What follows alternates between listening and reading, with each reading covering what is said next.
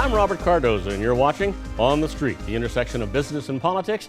This is where we take all of the data that's going on today, put it into a big funnel, find out what comes out of there, analyze that, and find out what the truth is about what we're being told. Obviously, you have a lot of options on what you can watch, and it's all going to be slided to one side or the other, the left, the right, the independents, wherever it might be. But right here on the street, you're going to get the honest-to-God truth about where things are. Sometimes that's going to really surprise you. Now, today, we're actually going to talk about sequestration again because it's still in the news. But we're going to talk about sequestration, how it relates to the military, because, you know, we hear all this doom and gloom and all these horrible things that are going to happen.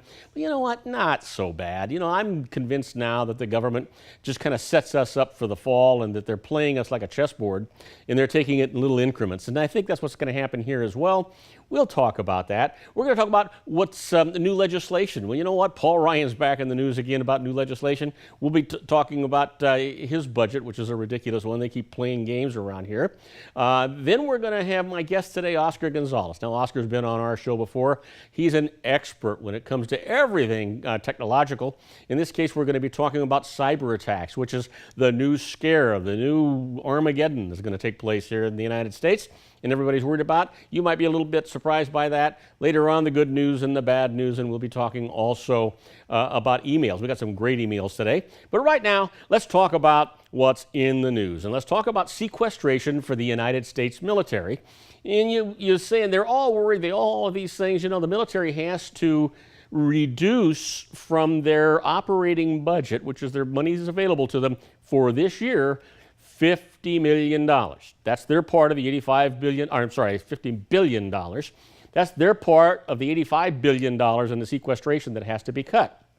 Now, you wonder why they're so worried about it, and I'll tell you why. We're already in mid-March, almost out of March into April. This fiscal year ends on September the 30th. Which means that they've only got about a half a year to cut this $50 billion out of, and then on October 1st, they have a full 12 months to cut another 50. But you're talking about an awful lot of money that they have to cut out right now in order to meet the laws that sequestration have set in. You know what? Everybody's worried about this $50 billion. The truth is, you don't really need to worry too much about it. If I said F-35, would it mean anything to you? I think it should. You know, that's that brand new state-of-the-art jet that no branch of the military service wants. None of them want it. Well, you know, the cost of that jet is $1 billion apiece, and the United States government has ordered 396 of them. So if they're worried about the budget, why not just cut about 170 of those? That's $170 billion. That's still going to leave 226 of those planes that nobody wants anyway. And they could use half of that for this year's sequestration, the other half for next year's sequestration. Truth is, the United States military wouldn't miss it at all. That's an easy thing to take care of. And it's already been budgeted and put in there. But you know what? You're not going to see that. You know why? Because Hughes builds that F-35, and what they do is they arrange for parts and components and partial assemblies to take place in all the different states.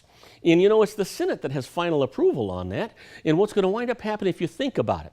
They've got people in Montana, in Idaho, in Wyoming, in Rhode Island, all these places where they have small populations, and if they kill this F-35, the unemployment rate in those states is going to skyrocket. Use this as an example. Wyoming has a population of about 350,000 people total. They have 2 senators. California has a population of about 38 million. Well, we have 2 senators. What do you think is going to happen? You know, California could probably endure this cut, but Wyoming can't. Neither can North Dakota or South Dakota or Rhode Island. So probably not going to get this done. It's going to be very unpopular in a lot of these smaller states that rely upon defense for their livelihood. But what an easy fix that would be, but it does throw us into some other areas. But could they fix that? Sure. We wanted more revenues. We need to build into the infrastructure.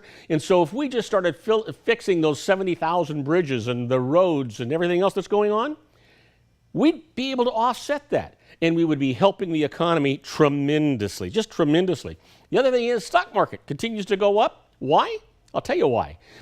Because they have more confidence that business is doing well. Corporate profits are at an all-time high. Housing starts are up. Housing values are up. Resale prices are up. Everything is going up. Even retail sales are going up. That is good news for you and for me. The bad news is, though, it's going up, but it's not meeting the rate of inflation. And the rate of inflation is going to continue to climb a little bit. So you want to be cognizant of that.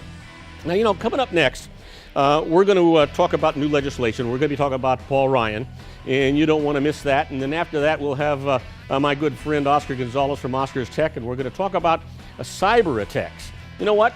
You're watching On the Street. This is the intersection of business and politics. And me, I'm Robert Cardoza.